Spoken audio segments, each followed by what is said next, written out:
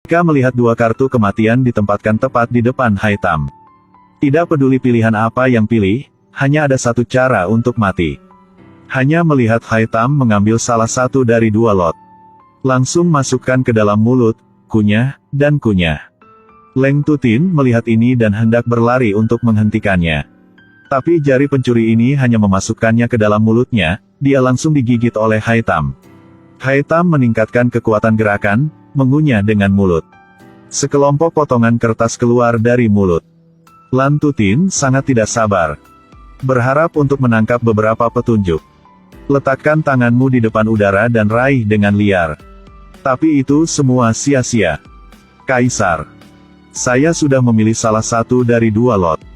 Tapi tidak tahu. Lahir atau mati. Hati sangat khawatir. Tolong minta Kaisar untuk memerintahkan staf nasional untuk membuka lembar yang tersisa dan melihat apa yang terjadi. Leng Tutin membuka kotak yang tersisa. Melihat kata kematian di nada kedua. Ini berarti banyak yang baru saja dimakan Haitham adalah kata hidup. Kaisar hanya bisa diam dan tidak bisa berkata-kata. Harus dengan patuh membiarkan Haitham pergi dari sini. Harus berkata. Biksu kecil ini benar-benar sangat pintar. Malam itu, Kaisar sedang tidur. Hanya melihat cahaya dari pedang yang menyinari wajahnya. Kaisar langsung bangun. Gulungan gesit dihindari. Ternyata Fan Kimpi. Fan Kimpi mengangkat pedangnya untuk menanyai Kaisar. Bajingan. Tidak bersuikur. Haitham telah menyerahkan tahta kepadamu. Tidak menyangka kau ingin membunuhnya berkali-kali. Di mana hati nuranimu?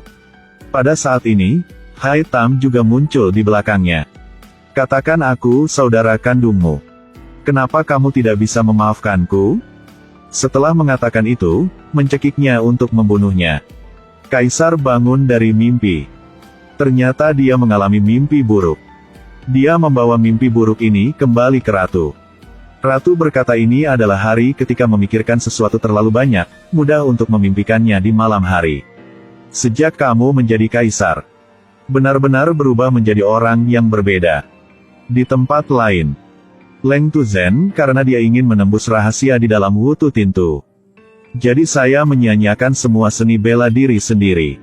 Tapi yang dia tidak tahu adalah, di masa lalu, Haitham mengajarinya dari bawah ke atas. Jadi dia juga berlatih ke arah yang berlawanan. Latihan dan latihan. Jangan pernah disangka kesurupan pipa api. Gila-gila-gila sepanjang hari. Bahkan para murid yang berbicara dengannya dibunuh olehnya. Bahkan melompat ke meja Kaisar. Mengancam Kaisar untuk menjadikannya yang pertama di bawah langit. Fan Kimpi dan sang putri bergegas tepat waktu. Di mata Lan Tutin, Fan Kimpi adalah pengkhianat Han Sanpai. Dia perlu memberi pelajaran pada pengkhianat ini. Setelah mengatakan ini, dia memulai perkelahian. Dua orang bertarung sampai sulit membedakan siapa menang. Dari dalam rumah ke taman, pertempuran masih berkecamuk. Fan Kimpi hanya berlatih setengah dari buku Wutu Tintu. Benar-benar tidak bisa mengalahkan Lan Tutin, yang telah berlatih seluruh buku Tintu. Sang putri juga bergabung dalam perang. Kurang dari 3 babak, dia ditendang keluar. Pasangan itu bersembunyi di balik pohon untuk menegosiasikan tindakan balasan. Hanya melihat putri tiba-tiba mendapat ide. Lan Tutin. Tidak peduli seberapa bermanfaat seni bela diri Anda. Maka kamu bahkan tidak bisa dianggap sebagai orang paling hebat. Karena kamu tidak akan pernah bisa mengalahkan orang yang berdiri di belakangmu. Setelah dia selesai berbicara, dia melihat Lan Tutin menoleh untuk melihat bayangannya sendiri. Dia berbalik ke arah bayangan dan memamerkan giginya dan bertepuk tangan dan kakinya. Grandmaster Agung pertama, kepala sekte Hansan, tidak menyangka akan begitu bejat untuk terlihat seperti ini. Benar-benar membuat orang sedih. Di tempat lain, Haitham telah menjadi kepala kuil Shaolin. Sang putri dan Fan Kimpi datang untuk menemukannya. Haitham mengajak mereka mengunjungi kuil Shaolin. Fan Kimpi berpikir bahwa setelah kepala kuil meninggal, maka kuil Shaolin akan menjadi sangat kacau. Tanpa diduga di bawah manajemen Haitham. Semuanya diatur dengan sangat baik. Setelah mengucapkan selamat tinggal pada mereka berdua, Hai Tam keluar ke jalan. Dan teman lama sudah lama tidak bertemu dengan hantu. Dia tanya pada hantu, "Bukannya kau sudah pulang? Kenapa balik lagi? Siapa yang bawa kau ke sini?" Hanya melihat hantu menunjuk ke sudut tersembunyi. Saya tidak pernah berpikir bahwa Leng Tutin akan mengeluarkan kepalanya saat ini. Dia masih gila-gila. Memamerkan giginya dan menari di depan bayangannya. Hantu melompat ke bahu Le Tutin. Buka payung untuk menutupi bayangannya. Itu sebabnya bisa mengendalikan Lan Tutin. Hai Tam takut hantu akan melekat padanya. Lalu berbalik dan lari. Hansu melihat ini. Komandan Leng Tutin mengejar. Hai Tam suka membantu orang lain. Tanpa mengatakan tidak membawa orang tua itu di punggungnya dan terbang ke langit. Setelah membawa lelaki tua itu ke tujuannya, ucapkan selamat tinggal pada lelaki tua itu. Sendirian dalam perjalanan ke kuil Sat Oolong milenium kuno. Di jalan melewatkan tempat ini.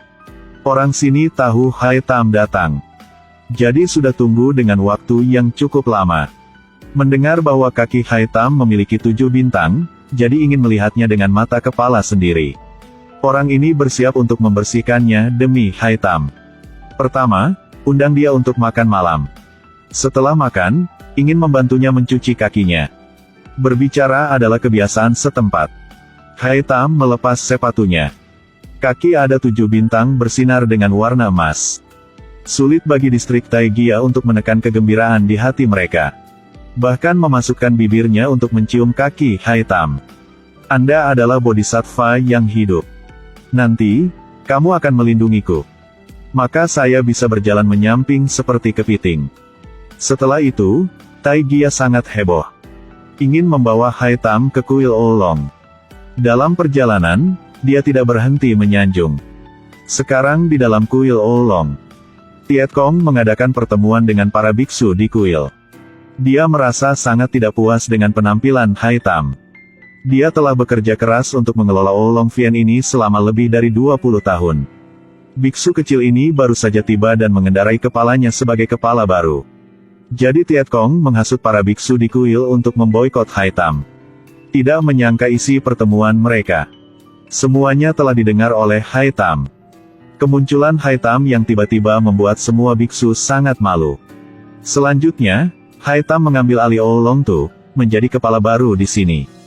Para beku telah mendengar bahwa Hai Tam telah menyerap seluruh buku Wu Yitin. Jadi saya ingin melihat meriam tintu sekali. Setelah mengatakan itu, Hai Tam tampil untuk mereka. Momen untuk memenangkan banyak tepuk tangan. Menuai banyak penggemar. Besok, orang-orang berkumpul di Oolong Vien untuk membakar dupa dan berdoa memohon berkah. Orang melihat bahwa kepala kuil baru hanyalah anak yang licik dengan mulut seperti susu.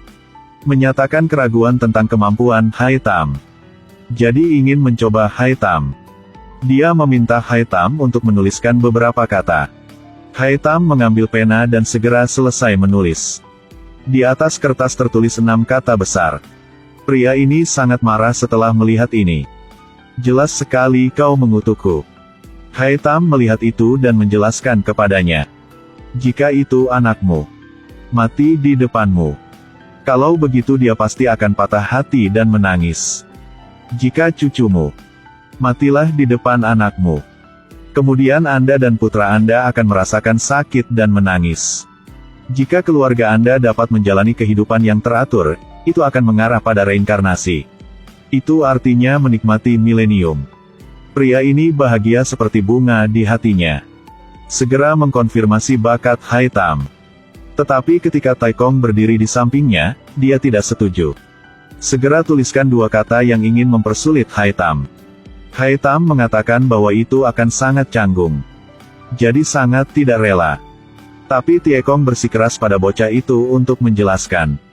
Hai Tam harus mengambil kuas dan menulis beberapa baris lagi. Bulan angin tanpa batas. Hanya Buddhisme murni. Apakah mungkin Tiet Kong merasa kesepian?